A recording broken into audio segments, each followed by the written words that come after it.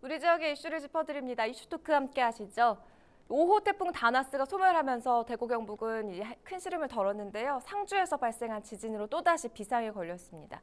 대구 경북의 재난 상황과 대비책 점검해봅니다. 기화서 경안신학대학원 대학교 커뮤니티 정책 전공 교수 그리고 조정훈 오마이뉴스 기자와 함께합니다. 두 분 어서 오세요. 네, 안녕하십니까. 반갑습니다.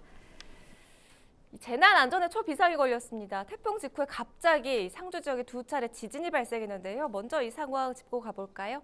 네, 먼저 20일 날 이제 진도 2가 발생했고, 이길 21일 날 이제 진도 3.9가 발생을 했는데, 그러나 두 지진은 기상청에 의하면은 그 지진의 진원지가 20km 이상 이 거리가 있대요. 그래서 뭐 두 지진의 연관성은 뭐 크게 없는 네. 걸로 일단은 얘기를 해서 조금은 뭐 지금 안도를 좀 하는 거고요. 두 번의 지진, 특히 21일 날 3.9 지진으로 인해서 그 소위 말해서 이제 유감, 그러니까 이제 지진이란 느꼈다거나 네. 얘기하는 거죠. 유감 신고가 이제 무려 이제 279건이나 이제 119라든 112로 이제 접수가 네네. 된 거죠. 그 저희 중에 CCTV 화면인 것 네네, 같은데 그렇죠. 흔들리는 네. 모습이 보여요. 그럼요. 네네. 3.9면은요. 3.9면 사람에 따라 또 민감도에 따라 다르지만 3.9면 그 좀 허약하신 분들은요. 구토까지 합니다. 그 자다가 깨거나 놀라는 그건 당연한 거고 네네. 4에 가까운 거기 때문에 이러한 그 유감 신고가 279건이 집계가 됐는데 그 중에서 물론 이제 경북 그리고 충북 대전 이 반경에서 이제 신고가 가장 많이 들어왔다고 하죠. 네네. 근데 실제로 이제 진도 4 정도가 되는 것은 이상하게 올해 들어와서 또 작년, 저작년에 우리 경북이 많아요. 이 부분에 대해서 좀 뒤에 또 구체적으로 얘기를 좀 나누도록 하겠습니다. 네, 지금 무엇보다 걱정이 되는 게 연속해서 지진이 일어나고 있는 상황인 거잖아요. 네, 그렇습니다. 이제 처음 20일 날 2.1 진도 이제 규모의 그 지진이 일어났을 때는 사실 이제 시민들도 거의 느끼지를 못했고 크게 그 우려도 하지 않았습니다. 그런데 21일 날 3.9 지진이 일어나니까 이제 좀 그 굉장히 좀 우려도 하고 있는데요. 네. 이것으로 끝났으면 다행인데 그 3.9 지진 이후에 또 그 약 5분 만에 1.5의 그 미소 지진이 나타났어요. 네네. 그리고 이제 또 이제 하루 지나면서 이제 오늘 새벽 그리고 22일 새벽이죠. 22일 새벽 대전과 전북 군산에서 와르르 떨렸다 이런 것을 느꼈다는 신고가 네네. 이제 접수가 됐고요. 또 3일 동안 연속해서 지진이 발생을 하고 있어서 굉장히 좀 우려가 되고 있습니다. 근데 이 대구 경북 아니고 이제 또 이 한반도 남쪽에서만 지진이 일어난 게 아니고 지난 6월 말부터는 북한 황해도 부근에서도 두 차례 이제 미소 지진이 일어났었거든요. 네네. 2.3에서 2.5 규모의 수준이었고요. 또 이번 달 2일에는 포항에서 한 차례 그리고 8일에는 동해에서 또 한 차례 지진이 있었습니다. 2.7과 2.3 규모였는데요. 황해도나 이런 쪽과 비슷하긴 하지만 한반도에서 최근 지진이 자주 일어나면서 좀 우려가 되긴 합니다. 빈도가 잦은 상황이기 때문에 좀 우려가 많이 되는 것 같은데 큰 지진의 징조가 아니냐 이런 얘기도 나오고 있거든요. 지금 학계에서는 뭐 어떤 얘기가 나오나요? 우리가 이제 워낙 우리 가까운 나라 일본이라는 나라 지진 대국이라 그러잖아요. 지진 대국이란 저 일본이라는 나라 옆에 살다 보니 워낙 저기는 큰 지진이 많이 일어나는 옆에 살다 보니 우리는 비교적 좀 이렇게 둔감했어요. 우리나라는 뭐 지진에 대해 그러나 우리나라도 지진이 원래 이제 그 옛 역사 이 문헌 자료를 보면 지진이 제법 있었어요. 있었고 특히 통계를 보면 2015년의 경우는 684건 중에 근 절반 56% 정도가 우리 경북에서 있었고 27년도, 8년도 계속 전체 우리나라에서 일어난 지진 중에 50% 플러스 마이너스 경북입니다. 경북이고. 바다와 접해 있어서 그럴까요? 물론 그런 부분도 없지 않아 있을 수는 있겠죠. 또 이제 일본과 가까운 부분도 있고 또 우리나라 국내 안에서 또 이제 또 단청대가 또 있거든요. 우리 양산 단청대이기도 하고 하잖아요. 이제 2019년도 바로 올해에도 현재까지 50건이 발생했습니다.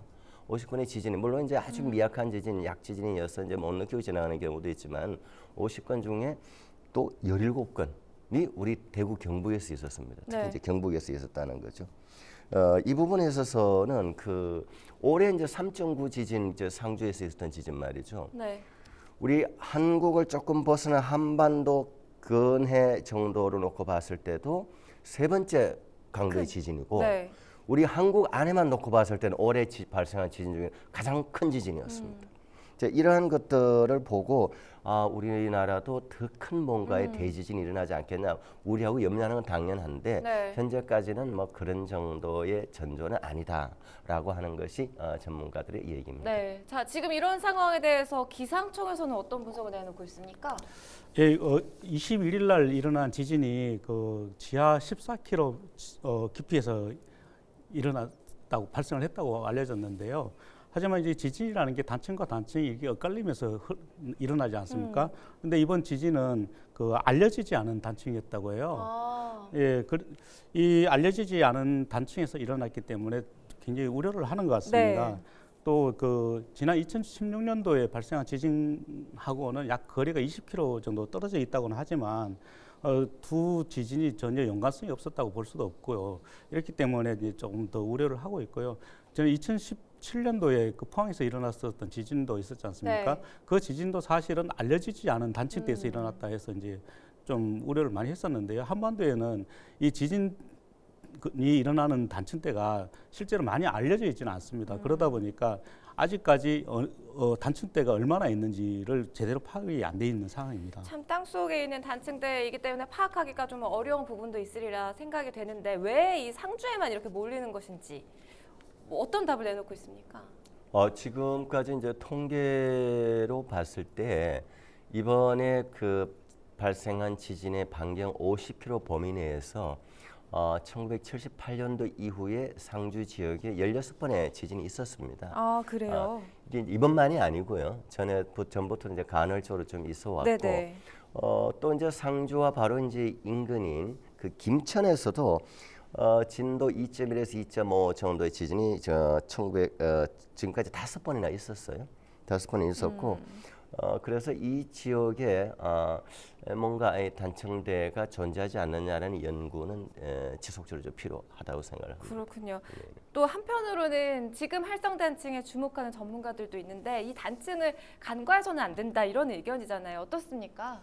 예, 그렇습니다. 현재로서는 사실 이제 상주 지진의 그 단층이 활성 단층이다 이렇게 보여지지는 않는데요. 이제 그 활성 단층이라는 근거도 아직은 없습니다.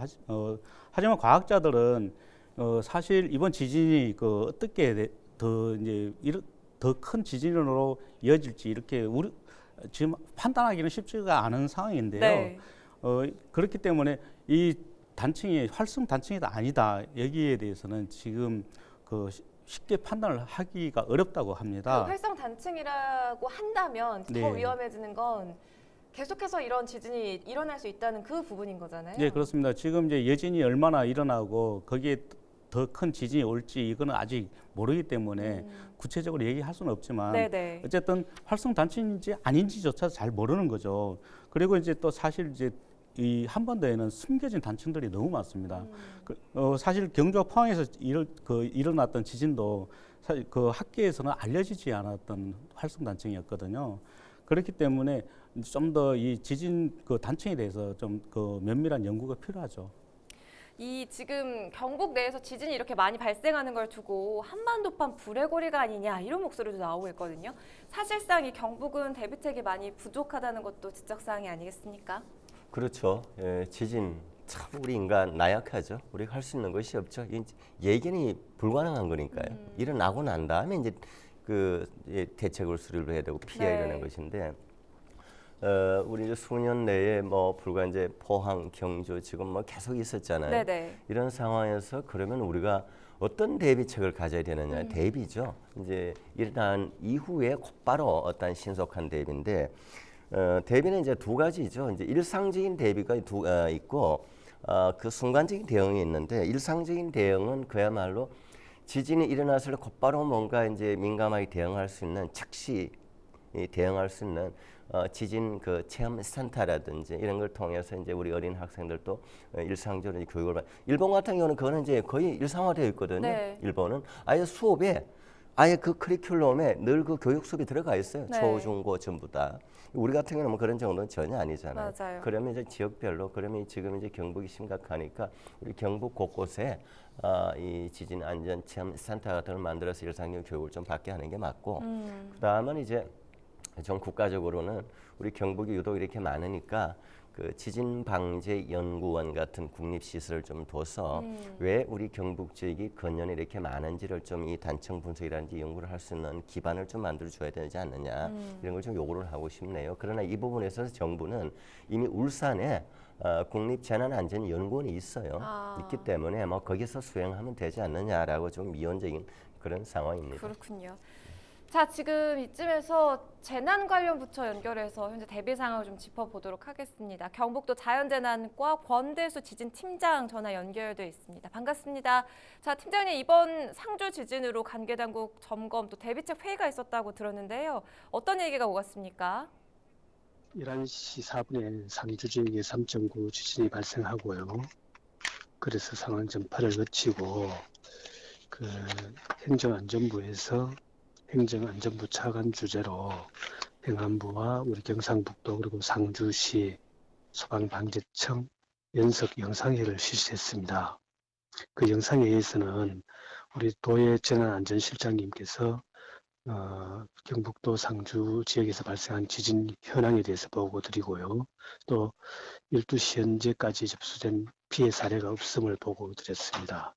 그리고 피해는 없었지만 우리 도보 소방본부에 접수된 그 지진 유감 신고 27건이 접수되었음을 보고를 했습니다.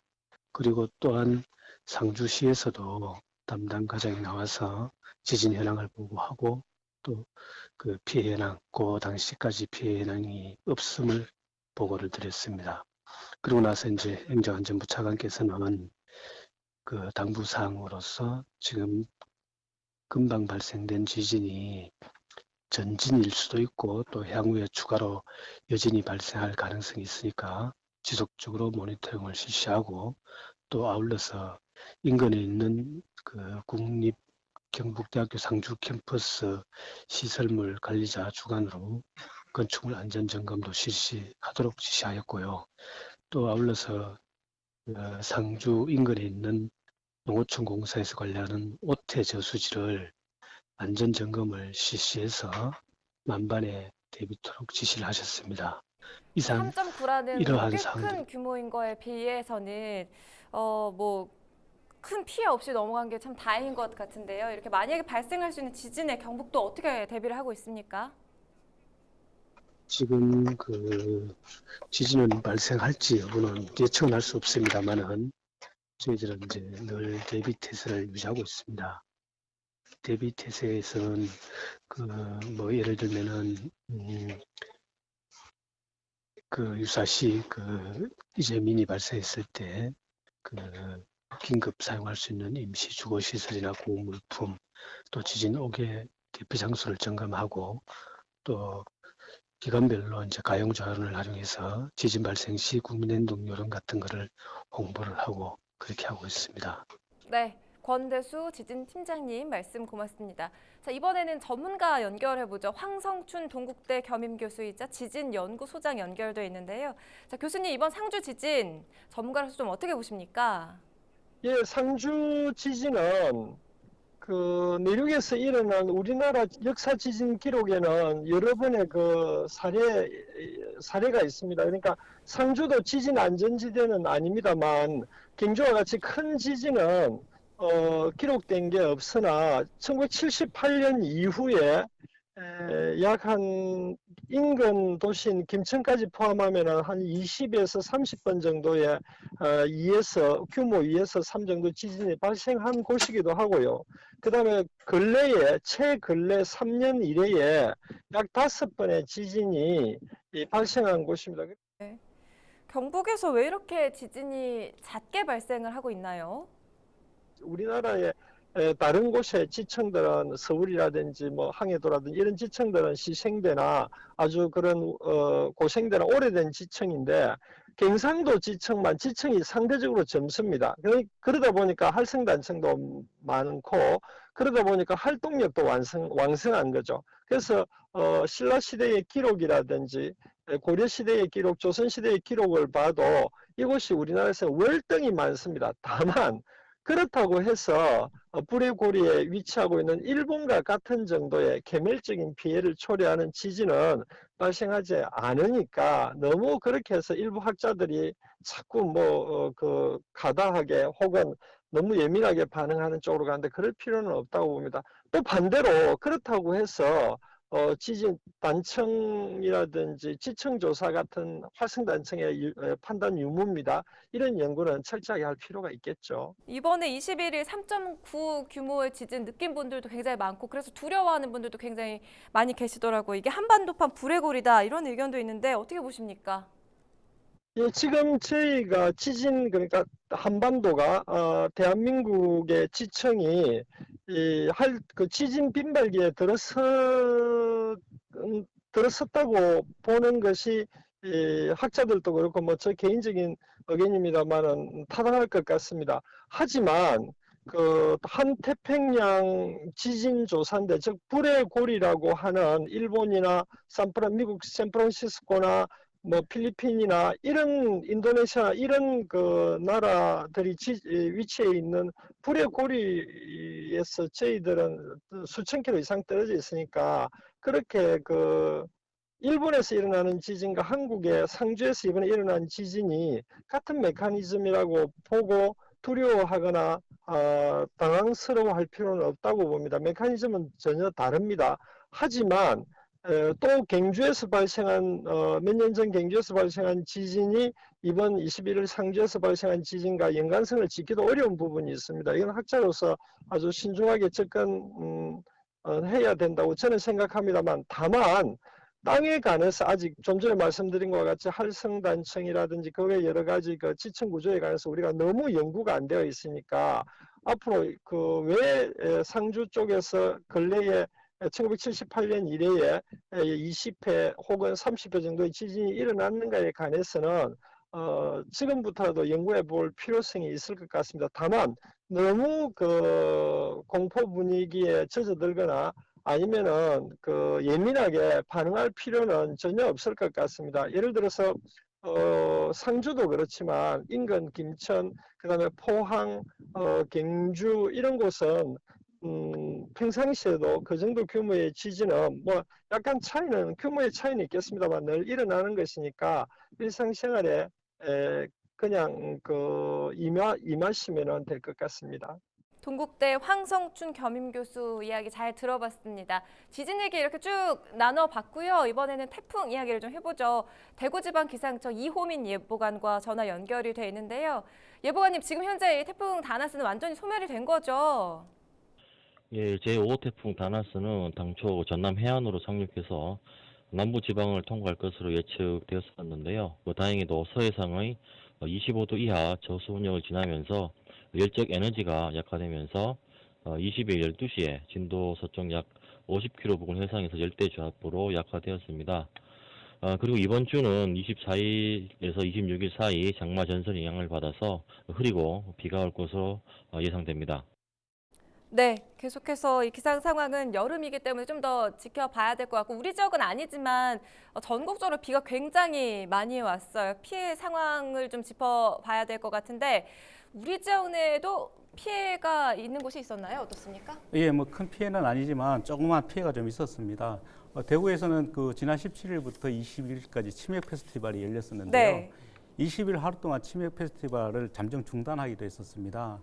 그리고 경북 또 그 약 831가구, 831가구가 정전이 되면서 주민들이 상당히 불편을 겪기도 했었는데요. 경북에서는 낙석과 도로 유실 등 그 재산 피해가 조금 잇따랐습니다. 하지만 그 큰 피해는 아니었고요. 지난 20일 오전 7시 30분경에 강풍의 영향으로 상주시 화남면에 있는 그 고목이 쓰러져서 주택을 덮치는 일이 있었고요. 네. 또 그 같은 날 영덕군 구계리 구계양에서는 그 어선이 침몰했습니다. 그리고 영덕군 강구항에서는 바지선 두 척이 이제 방파제에 이렇게 묶여 있었는데 그게 줄이 풀리면서 표류하기도 했었습니다. 네, 아직 복구가 되지 않은 곳들 빨리 마무리가 돼야겠고요. 아울러 지진 상황도 계속 지켜봐야 할 것 같습니다. 자, 이슈토크 오늘은 여기까지입니다. 함께해 주신 두 분 오늘 말씀 고맙습니다. 네, 수고하셨습니다. 감사합니다.